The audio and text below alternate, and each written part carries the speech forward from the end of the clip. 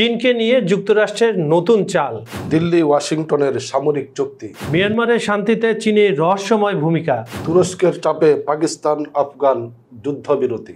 সুপ্রিয় দর্শক, বিশ্ব সংযোগে আপনাদের স্বাগত। আপনাদের সঙ্গে রয়েছে আমি কাজল হায়দার, আর আমার সঙ্গে আজকে রয়েছেন সিনিয়র সাংবাদিক আক্তার হোসেন। আক্তার ভাই, আমাদের অনুষ্ঠানে আপনাকে স্বাগত জানাচ্ছি। জি, ধন্যবাদ।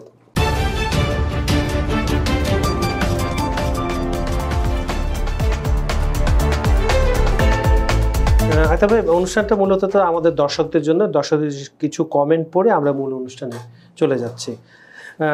মিহির চক্রবর্তী নামে আমাদের একজন বিদেশি বন্ধু, আমাদের দেশের বাইরে, উনি বলছেন আপনাদের অনুষ্ঠানটা খুব ভালো লাগে, ধন্যবাদ আপনাকে। এমডি দেলোয়ার হোসেন নামে আরেকজন বলছেন ভালো লাগছে আপনাদের অনুষ্ঠানগুলো, একই কথা, ধন্যবাদ আপনাকে। আরমান রহমান নামে আমাদের আরেক দর্শক লিখছেন, ইউরোপ ইউক্রেনের জন্য জিরকন, কিনজাল আর ইস্কান্দর, আর আমেরিকার জন্য সারমাট আর বুড়ি বেষ্টনী বানিয়েছে। রাশিয়া হলো king the world for missile. আমরা একটা পর্ব করেছিলাম এই মিসাইল নিয়ে রাশিয়ার, উনি এটার পক্ষে বলেছেন। আচ্ছা, বিশ্বজিৎ কুমার নামে আমাদের আরেক দর্শক লিখছেন, আসল কথা হচ্ছে চীন রাশিয়া বিগত এক দশকে নিরলস পরিশ্রম, গবেষণা ও সঠিক পরিকল্পনার মাধ্যমে বিজ্ঞান, প্রযুক্তি ও সামরিক খাতে অভাবনীয় উন্নতি করেছে। অপরদিকে ইউরোপ আমেরিকা নিজেদেরকে মিডিয়াতে মিথ্যা প্রোপাগান্ডা ছড়াতে ও অনুন্নত দেশগুলো সরকার পরিবর্তন ঘটাতে ব্যস্ত রেখেছে। আপনার এই কমেন্টে খুবই অ্যানালাইসিস হয়েছে, খুব সুন্দর, এর জন্য আপনাকে সাধুবাদ জানাই। এই ধরনের কমেন্ট আমাদের করবেন। সর্বশেষ দেলোয়ার নামে এক দর্শক লিখছেন, নিউক্লিয়ার চালিত যুদ্ধ বিমান বানানো কি সম্ভব জানতে চাচ্ছিলাম। আমরা একটা অনুষ্ঠান ভেবেছি করব এই নিউক্লিয়ার চালিত মিসাইল, তারপরে রকেট বা এই যে প্লেনের কথা বললেন জঙ্গি বিমান, এগুলো চালানো সম্ভব কিনা এটা নিয়ে আমরা একটা ভবিষ্যতে অনুষ্ঠান করব, দেখবেন আশা করি। তবে তাহলে আমরা মূল অনুষ্ঠানে চলে যাই। মূল অনুষ্ঠানের জন্য কিছু ডেভেলপমেন্ট আছে আন্তর্জাতিক অঙ্গনে, যেহেতু আমরা সেটাকে নিয়ে প্রোগ্রামটা সাজিয়ে থাকি। আমরা ট্রাম্প প্রশাসন দ্বিতীয় মেয়াদে আসার পরে দেখছিলাম যে ভারতের সাথে অনেক ধরনের সমস্যার সৃষ্টি হয়েছে নতুন, কিন্তু আপনি যদি ইতিহাস দেখেন তাহলে ট্রাম্প প্রশাসন, বিশেষ করে ট্রাম্পের সাথে বিজেপি সরকার তো অনেক দিন ধরেই রয়েছে, সেখানে আপনার মোদি সম্পর্ক খুব ভালো ছিল, এবং এবারেও ভারতীয়রা আশা করেছিল যে অনেক সুযোগ সুবিধা তারা পাবে, যেহেতু মার্কিন যুক্তরাষ্ট্রে বৃহৎ মার্কেট ভারতের জন্য। কিন্তু দেখা গেল যে প্রথমে অভিবাসন আইন নিয়ে ভারতীয়দের হাত করা পরিয়ে পাঠিয়ে দেওয়া হলো ভারতে, প্রচুর সমালোচনা হলো, সেখান থেকে সম্পর্কটা ভাঙলো। তারপরে পাশ্চাত্য এবং মার্কিন যুক্তরাষ্ট্রে একটা অভিযোগ রয়েছে যে রাশিয়া থেকে তেল কিনে ভারত ইউক্রেন যুদ্ধে সাহায্য করতেছে, মানে রাশিয়াকে, এই ধরনের। তো এটা নিয়ে এক পর্যায়ে যে দ্বিতীয় যে ঝড় ট্রাম্প প্রশাসনে, সেটা হচ্ছে ট্যারিফ, বিভিন্ন দেশে শুল্ক বসিয়ে দেওয়া। এটা এক পর্যায়ে এখন সর্বশেষ 50% পৌঁছালো। কিন্তু এই সদ্য সমাপ্ত কুয়ালালামপুরে যে আসিয়ান সম্মেলনটা শেষ হলো, এখানে পুরো বিপরীত একটা চিত্র আমরা পেলাম। সেখানে দেখা গেল যে একটা কথা বলে, জিও পলিটিক্সে কেউ কারো বন্ধু নয়, কেউ কারো শত্রু নয়, যে কোনো সময় পরিস্থিতিতে যে কোনো কিছু ঘটতে পারে। তারই আমরা নিদর্শন দেখলাম যে মার্কিন প্রতিরক্ষামন্ত্রী পিট হেগসেথ ও ভারতের প্রতিরক্ষামন্ত্রী রাজনাথ সিংয়ের মধ্যে 10 বছর মেয়াদী একটা চুক্তি হয়েছে। সেটা হচ্ছে আপনার ইন্দো প্রশান্ত মহাসাগরীয় অঞ্চলে চীনের যখন প্রভাবটা বৃদ্ধি পাচ্ছে, তখন এই চুক্তিটা, সামরিক যে চুক্তিটা, প্রতিরক্ষা বলা হচ্ছে, এবং এটা নাম দেওয়া হয়েছে আপনার framework for the US India major defence partnership, যৌথ 10 বছরে। তো কিছুদিন আগে আপনি জানেন যে চীনে আপনার এশীয় সম্মেলন হলো, সেখানে চীন, রাশিয়া এবং ভারত এবং ব্রাজিল, ব্রিক্স সব কিছু মিলে একটা শক্তিশালী অক্ষশক্তি একটা তৈরি হচ্ছে পাশ্চাত্যের বিরুদ্ধে। তো এই যে নতুন পার্টনারশিপটা চীনকে একটু বিপদে ফেলার জন্য, বা চীন যেখানে ভারতের কাছাকাছি আসছে, আপনি জানেন ওই এশীয় সম্মেলনের পরে দীর্ঘদিন ধরে যে ভারত এবং চীনের মধ্যে যে সম্পর্কটা খারাপ ছিল, সেটা ডেভেলপ শুরু করে ভালোর দিকে। কতগুলো চুক্তি হয়, ভিসা সহজ করা হয়, প্লেন যাতায়াত করতেছে, এবং দুজনের সীমান্ত ব্যবহার করতেছে মানে মালামাল নেওয়ার জন্য। এই সময় মার্কিন যুক্তরাষ্ট্রের এই যে প্রতিরক্ষা চুক্তিটা 10 বছর মেয়াদী, এটা ভারতকে চাপে পড়ে করেছে, কারণ তাদের উপরে তো ট্যারিফ, তাদের 82% আপনার আমদানি আপনার মার্কিন যুক্তরাষ্ট্রে হয়, তাদের ভবিষ্যৎ অর্থনীতি বাজার বলা হয় মার্কিন যুক্তরাষ্ট্রকে। এই সমগ্র বিষয়টা আপনি একটু সহজ ভাষায় আমাদের দর্শকদের একটু জানান। আমরা একটু আগে থেকে শুরু করি। সেটা হলো, আপনি জানেন যে বিশ্বের মানে সবচেয়ে যে বড় ঘটনা, মানে শক্তিহীনতার, মানে শক্তির লড়াইয়ে যে বিশ্ব যে ভারসাম্যহীন হয়ে গেল, সেটা হলো 1991 সালে। এখন মার্কিন যুক্তরাষ্ট্রের যে এই যে ভারসাম্যহীন বিশ্ব মানে হচ্ছে বিপজ্জনক এবং ঝুঁকিপূর্ণ। এবং সাম্প্রতিক ইতিহাসে আমরা সেগুলো দেখেছি।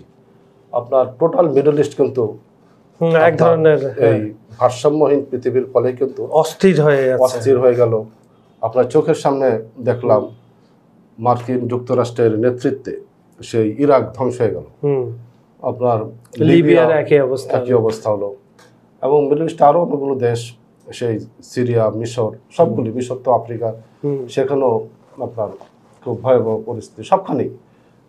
এবং এই যে ভারসাম্যহীন খেলার যে বিপজ্জনক যে যাত্রা বা মাসুল দিচ্ছি আমরা, যেটা আমরা মাসুল দিচ্ছি, বিশ্ববাসী মাসুল দিচ্ছে, সেই যাত্রাকে রোধ করার জন্য আপনার অন্যান্য পরাশক্তিগুলো একটা প্রচেষ্টা চালিয়ে যাচ্ছে।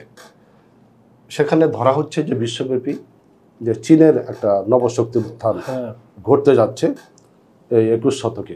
এখন ভারত যেহেতু সম্প্রতি SCO সম্মেলনে যোগ দিয়েছে, এবং স্বাভাবিকই সেখানে আপনার ভারতের সঙ্গে যে চীন এবং রাশিয়া, ওদিকে ব্রাজিল এবং তাদের সঙ্গে যে একটা নতুন একটা কৌশল নির্ধারণের ক্ষেত্রে যে অগ্রযাত্রা, সেটি মার্কিন প্রশাসন সেটি মানে একটা তাদের মধ্যে একটি ভাবনার উদ্রেক করেছে। আপনি যে SCO সম্মেলন, আমি দুইটা কথা আপনাকে বলি। সেটা হচ্ছে SCO সম্মেলন কিন্তু বেশ কয়েক বছর ধরে হয়ে আসছিল, কিন্তু এইবারেরটা ছিল একদম ব্যতিক্রমী।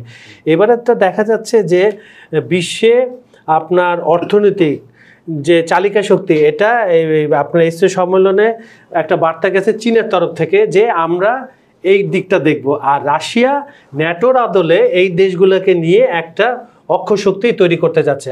অবশ্যই এটা ভালো উদ্যোগ যদি ভালো হয়, কারণ আপনি প্রথমেই বলছেন যে একটা চেক অ্যান্ড ব্যালেন্স থাকে। চেক অ্যান্ড ব্যালেন্স না থাকলে এবার যে পৃথিবীর আজকে যে অবস্থা, সেটা এখন আপনি যেটা বলছিলেন। হ্যাঁ, এখন সেই মানে টার্গেটকে করে ভারতকে নিয়ে তারা এক নতুন খেলায় নেমেছে।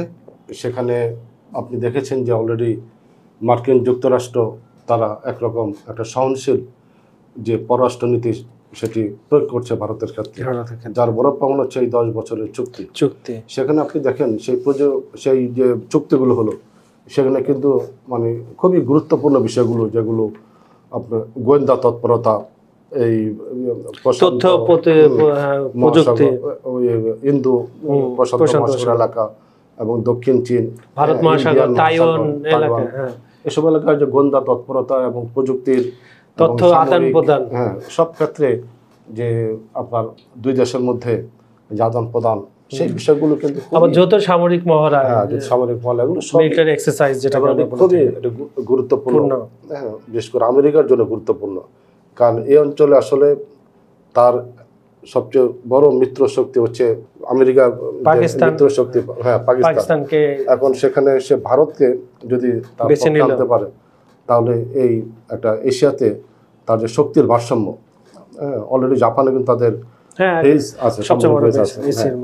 সুতরাং এই কয়েকটা দেশ যদি তারা নিয়ে নিতে পারে এবং তাদের অনুগত করতে পারে, বা তারা যদি চেক অ্যান্ড ব্যালেন্সে নিয়ে আসতে পারে, তাহলে এই যে চীনের যে একচ্ছত্র শক্তি, সেই শক্তির জায়গায় তারা মোটামুটি আঘাত করতে পারে। মার্কিন যুক্তরাষ্ট্রের দৃষ্টিকোণ হলো যে এটা বলা হচ্ছে যে এটা একটা মানে আসলে ভারসাম্য রক্ষার খেলা নয়, এটা হচ্ছে প্রভাব বিস্তার এবং প্রতিরোধ শক্তির খেলা। এখন আপনি খুব আশ্চর্য হবেন যে আমরা তো গণমাধ্যম কর্মী, আমরা তো সবগুলো এই নিউজগুলো ফলো করে থাকি। আমরা কিন্তু কোনোভাবে বা কোনো জায়গায় দেখি না যে ASEAN সম্মেলনের সাইড লাইন বেঞ্চ যেগুলো হয়, যে নির্ধারিত বৈঠক, তার সে এত বড় একটা সিদ্ধান্ত ভারত এবং মার্কিন যুক্তরাষ্ট্র তো চাইবে ভারতের সাথে এই ধরনের চুক্তি করতে।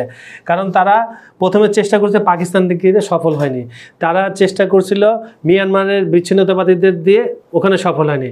ভারত তাদের কল্পনার অতীত ছিল যে এদেশে, কিন্তু ভারতকে এমনভাবে তারা যেভাবে হোক, ট্রাপ বলো বা তাদের কৌশল, আমি ভালো কথাই বলছি, কৌশলে হোক, ওই আপনার ট্যারিফের দিয়ে হোক বা যেভাবে হোক, তাদেরকে এই গুরুত্বটা বোঝানো হয়েছে। ওদেরকে বোঝানো হয়েছে যে চীন তোমাদের চিরশত্রু, যেহেতু 2-3টা যুদ্ধ তোমার সর্বশেষ আপনার 22-23-এ গালওয়ান যুদ্ধ যেটা হলো সীমান্তে 24 জন মারা গিয়েছিলেন ভারতের সেনা এবং বহু সংখ্যক চীনের মারা।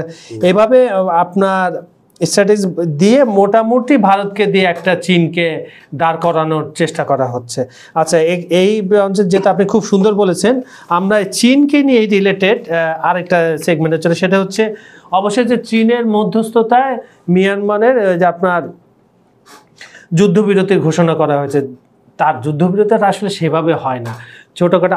আপনার মনে আছে গত শনিবার আপনি আমরা একই এই সাবজেক্টটা চেনেছিলাম, সেটা হচ্ছে চীনের মধ্যস্থতায় উত্তর মিয়ানমারের অন্যতম শক্তিশালী বিদ্রোহী গোষ্ঠী তাং ন্যাশনাল লিবারেশন আর্মি, যাটাকে আমরা সংক্ষেপে TNLA বলে থাকি, তাদের সাথে যুদ্ধবিরতি। এখন ঘটনা হচ্ছে কিন্তু মিয়ানমারে কিন্তু অনেকগুলো বিচ্ছিন্নতাবাদী দলের সাথে যুদ্ধ হচ্ছে বা সমস্যা রয়েছে। তার মধ্যে প্রধান হচ্ছে TNLA, সেখানে তাদের সাথে একটা চুক্তি হয়েছে। এখন আমরা জানি যে মিয়ানমারের জান্তা সরকার, চীন সবসময় তাদের সাপোর্ট দিয়ে আসে এবং পাশ্চাত্যরা দিয়ে থাকে আপনার বিচ্ছিন্নতাবাদীদের। এই ঘটনাগুলো আপনি ছোট্ট করে বলেন, কারণ এটা যেহেতু এই মধ্যস্থতা দেখে, এটা কুনমিংয়ে যেটা চীনের প্রদেশ, সেখানে করা হয়েছে, এই চুক্তিটা করা হয়েছে চীনের মধ্যস্থতা। এটা মধ্যস্থতা হওয়ার কারণ হচ্ছে চীন কেন এই আয়োজনটা করলো, কারণ চীন আসলেই চাচ্ছে যে মিয়ানমারে একটা স্টেবিলিটি চলে আসে, কারণ স্থিতিশীলতা। কারণ এই মায়ানমারকে কেন্দ্র করে চীনের কিন্তু একটা ভাবমূর্তি পূর্ণ ছোঁয়া দেয়, কারণ সামরিক জান্তা যারা অভ্যুত্থানের ভিতর দিয়ে ক্ষমতা এসছে, তারা কিন্তু এখন পর্যন্ত ইলেকশন দিতে পারেনি না। সে 2021 সালে তারা অভ্যুত্থান করে ক্ষমতা এসছে। তো যদিও তারা ডিসেম্বরে বা জানুয়ারিতে একটা ইলেকশনে, কিন্তু মানুষ তো সন্দিহান, ডিসেম্বর একটা ইলেকশনের কথা বলছে তারা, এবং সেটি আয়োজনের জন্যই, স্টেবিলিটি আনার জন্যই চীনের মধ্যস্থতা হলো।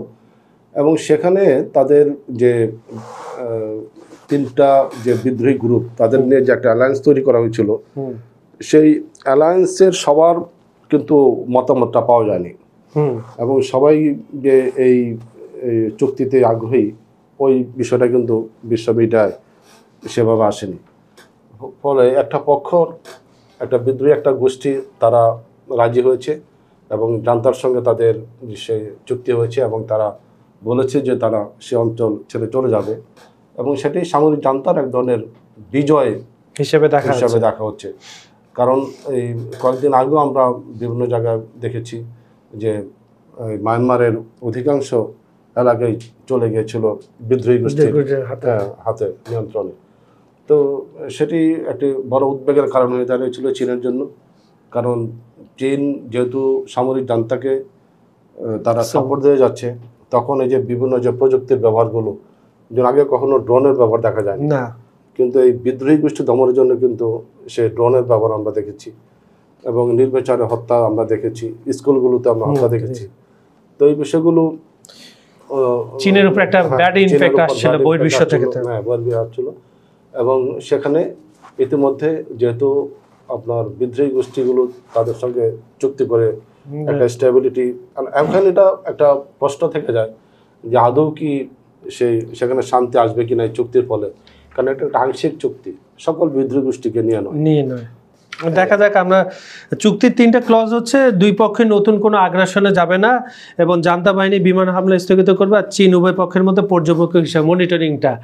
আর চীন তো চাইবে না তার সীমান্তবর্তী দেশগুলোতে কোনো অস্থিরতা থাকুক, তখন চীনের যে শত্রুর তো অভাব নাই। আমরা কিছুক্ষণ আগে একটা দেশের নাম বললাম, পাশ্চাত্য আছে, তারা তো চেষ্টা করছে বা করবে অদ্ভুত ভবিষ্যতে। এই জন্য সীমান্তবর্তী দেশগুলোকে শান্ত রাখাই হচ্ছে চীনের কাজ। আচ্ছা, আরেকটা বিষয় আমরা চলে যাই, এটাও হচ্ছে তুরস্কের মধ্যস্থতায় আপনার যেটা হয়েছে পাকিস্তান এবং আফগানিস্তানের মধ্যে যে একটা শান্তি চুক্তি বা যুদ্ধ, ওখানে তো যুদ্ধ ঠিক বলবো না, সংঘর্ষ, সেটা থামানোর আমরা তুরস্কে বরাবর একটা ভূমিকা দেখি। বিভিন্ন মধ্যপ্রাচ্যের দেশগুলোর সমস্যা হলে সে আগিয়ে যায়, এবং সর্বশেষ ট্রাম্প এটাও বলেছিল যে ইউক্রেন রাশিয়ার যুদ্ধে এরদোগান একটা বড় ভূমিকা রাখতে পারে, কারণ হচ্ছে রাশিয়ার বন্ধু বলা হয় এরদোগানকে, তুরস্ক রাশিয়া ঐতিহ্যগতভাবে দুইটা দেশকে। এখন তুরস্ক যেটা করেছে, কূটনীতিক টেবিলে এটা নিয়ে চলে গেছে, এটা ভালো দিক। আমরা জানি যে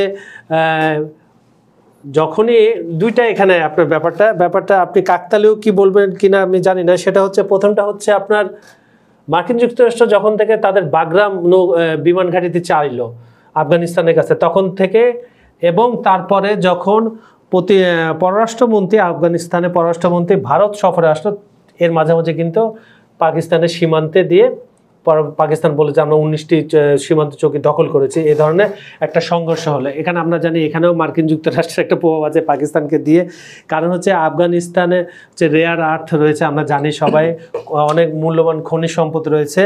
এখন পৃথিবীটা তো আসলে ওই বাণিজ্যের উপরেই চলে, যে কোনো যুদ্ধ হোক এই রেয়ার আর্থ বলেন, গ্যাস, তেল, এগুলোর উপরে। তা আপনার কাছে কি মনে, এই চুক্তিটার ফলে কি এই দুই দেশের যে, আর এদের কিন্তু ইতিহাসটা খুব ভালো না পাকিস্তান এবং আফগানিস্তানের মধ্যে। আফগানিস্তানের যে নতুন সরকার এসে প্রথম একটা বছর দেখা গেছিল যে ভারত পাকিস্তান সবার সাথে চলছে, কিন্তু ভারত অনেক বেশি ইনভেস্ট করে ফেলছে পাকিস্তানে, সঙ্গে সঙ্গে ওখানে চীনও করেছে, তাই পাকিস্তান একটু ব্যাকফুটে চলে গেছে এবং পাকিস্তানকে আমেরিকা বা পাশ্চাত্য বলেন তাকে ফ্রন্ট ফুটে আনার চেষ্টা করছে। তো এটা নিয়ে তুরস্কের একটু ভূমিকার কথা বলে আমরা আজকের অনুষ্ঠানটা শেষ করতে চাই। আসলে আপনি জানেন যে আফগানদেরকে বীরের জাতি বলা হয় সব সময় তাদের, কারণ তারা সোভিয়েত ইউনিয়নের সাথেও অনেক, সোভিয়েত ইউনিয়নের মতো একটা ওই সময় পরাশক্তি ছিল, হ্যাঁ সেই পরাশক্তিকে তারা কিন্তু জয় করতে দেন, অজেয় রয়েছে আফগানিস্তান এখন পর্যন্ত। এবং তারপর সেই মার্কিন পরাশক্তি তারাও কিন্তু এখানে এসে, এবং ইউরোপের শক্তিগুলো কিন্তু পরীক্ষা দিতে হয়েছে এখানে এসে, কঠিন পরীক্ষা। 19 শতকে তারা এখানে একের পর এক দখলদারিত্ব বজায় রেখেছে, তার মধ্যে যেমন ফ্রান্স অন্যতম। তো এই শক্তিগুলো যখন হার মানে আফগানদের কাছে, আফগানরা কিন্তু তাদের শৌর্য বীর্য, তাদের যে উত্থান, তাদের বিকাশ এবং তাদের যে জাতীয়তা সম্পূর্ণ আলাদা। সেখানে কিন্তু মনে হয় যেমন যুদ্ধটাই, যুদ্ধে পরাজয় না মানাই যেন তাদের একটা বীরত্ব মননে রয়ে গেছে তাদের। এখন যদি ইয়েদের পাকিস্তানের আফগানিস্তান পাকিস্তান যদি যুদ্ধ হয়, এবং আপনি দেখেছেন সেই যুদ্ধে দ্বিপক্ষে বলেছে যে পাকিস্তান দাবি করেছে যে তাদের প্রচুর সংখ্যক সৈন্য হত্যা করেছে, আফগানিস্তান বলেছে যে পাকিস্তানের ব্যাপক সৈন্য হত্যা করেছে। তো এবং আপনি অপরদিকে আপনি দেখেন পাকিস্তানও কিন্তু কম না, তাদের সেই পারমাণবিক শক্তি সম্পন্ন একটি রাষ্ট্র, এবং এই দুটি রাষ্ট্রের মধ্যে আসলে যদি পরবর্তীতে একটা যুদ্ধ তৈরি হয়, এবং সেই যুদ্ধ শুধু এশিয়াতে নয়, এবং সেটি কিন্তু ইউরোপ এবং ওখানে আস্থা লাগবে, এখানে একটি আশঙ্কা রয়েছে, কারণ এই দুইটি রাষ্ট্রের উপরেই আপনার পরাশক্তিগুলো একটা নিবিড় পর্যবেক্ষণ রয়েছে। বিশেষ করে আপনি জানেন যে পাকিস্তানের সঙ্গে কিন্তু চীনের একটা অবিচ্ছেদ্য সম্পর্ক বহু আগে থেকেই, কাশ্মীরের কিছু একটা অংশ তাদেরকে সেই চীনকে দেওয়া হয়েছে, 60-এর দশক থেকে তাদের বন্ধুত্ব এখনো আছে। তো এখন আফগানিস্তানের সঙ্গে তাদের নতুন মেরুকরণ হচ্ছে সম্পর্কের ক্ষেত্রে। আপনি জানেন যে ভারতের সঙ্গে তাদের একটা ভালো সম্পর্ক, ব্যবসায়িক বাণিজ্য থেকে শুরু করে। তো তুরস্ক এবং কাতার তারা এই বিষয়গুলো পর্যবেক্ষণ করে যা দেখেছে যে না, এই যুদ্ধ আসলে চলতে দেওয়া যায় না, এবং তাদের মধ্যস্থতায় তারা এই আলোচনা চালিয়ে যাচ্ছে, এবং ধারণা করা হচ্ছে যে এটা তাদের এই যুদ্ধটা যদি বন্ধ করা যায়, 1 সপ্তাহের মধ্যে তারা সময় নিয়েছে। এই সময়ের মধ্যে আশা করা যায় যে তারা আশাবাদী যে তারা এই দুই রাষ্ট্রের যে সাপে নেউলের সম্পর্ক, সেই সম্পর্ক অবসান ঘটবে, এটা আমরাও আশা করি। আমরা তো, আপনি তো দার্শনিকদের কথা প্রায় বলে থাকেন, একটু বলে না, একজন শিক্ষিত সন্তান জাতি দেবতা, এইটাই আসলে মূল কথা। তো সুপ্রিয় দর্শক, আমরা পজিটিভ মুড নিয়েই আজকের অনুষ্ঠানটা শেষ করতে চাই। আমরা আসলে সবসময় আমি একটা কথা বলি এই অনুষ্ঠানে, সেটা হচ্ছে আপনি খুবই ক্ষমতাধর দেশের একজন মানুষ, রাষ্ট্র। আপনি যদি, পৃথিবীটা হচ্ছে আপনার কাছে একটা পরিবারের মতো, আপনি যদি আপনার পরিবারের সদস্যদের নিয়ে অভাব অভিযোগ থাকবে, বিশ্ব নাগরিক আপনি যদি সবাইকে নিয়ে শান্তিতে নিম্নে তাদের বাসস্থান, তারপরে মৌলিক যে চাহিদাগুলো সেগুলো মিটিয়ে আপনি যদি নিশ্চিন্তে ঘুমাতে পারেন, তাতেই আপনি সফল, যে আপনি একজন বহির্বিশ্বে একজন শক্তিধর ক্ষমতাধর। আর আপনি দেখলেন আপনি শুধু নিজেকে নিয়েই আছেন, পুরো পৃথিবী গোল্লায় যাক, তাহলে কিন্তু সেই শান্তির ঘুমটা আপনার আসবে না। তাই সবসময় বলি, পুরো পৃথিবীটাকে আপনারা একটা পরিবার হিসাবে দেখেন, তখন দেখবেন পৃথিবীটা সুন্দর। সমস্যা থাকবে, পৃথিবী যতদিন আছে সমস্যা থাকবে, সমাধান আলোচনা টেবিলে করতে হবে, যুদ্ধের ময়দানে না। এই বলে আজকে আমরা অনুষ্ঠানটা শেষ করছি। আমাদের ভিডিওগুলো লাইক কমেন্ট ও শেয়ার করবেন, আমাদের চ্যানেলটি সাবস্ক্রাইব করে রাখুন। আর আমাদের এখানে আপনারা যদি কিছু জানতে চান কোনো বিষয় নিয়ে আমাদেরকে জানান, আমরা চেষ্টা করব সেটা নিয়ে খুব সুন্দর করে সহজ ভাষায় আপনাদের সামনে উপস্থাপন করার জন্য। আজকে এখানে বিদায় নিচ্ছি, আগামীকাল আবার দেখা হবে একই সময় একই চ্যানেলে। ধন্যবাদ সবাইকে।